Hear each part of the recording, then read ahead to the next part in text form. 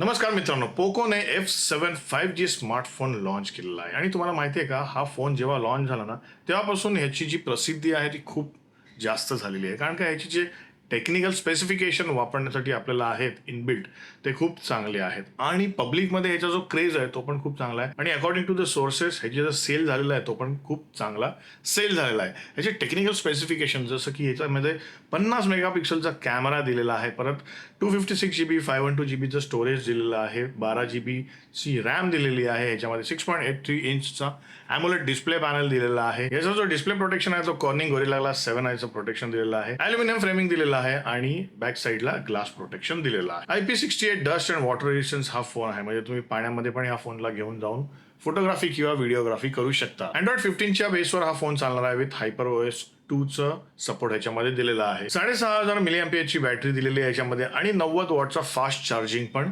दिलेला आहे. Wi-Fi 7, Bluetooth 5.4, NFC आणि इन्फ्रारेड ब्लास्टर सारखे कनेक्टिव्हिटी ऑप्शन्स या फोनमध्ये दिलेले आहेत. तर तुम्हाला जर हा फोन खरेदी करायचा असेल, मी डिस्क्रिप्शनमध्ये लिंक दिलेली आहे. तुमचं बजेट असेल जवळजवळ 30,000च्या आसपास, तर तुम्ही हा फोन खरेदी करू शकता आणि नक्की मी सांगतो हा फोन खूप चांगला आहे.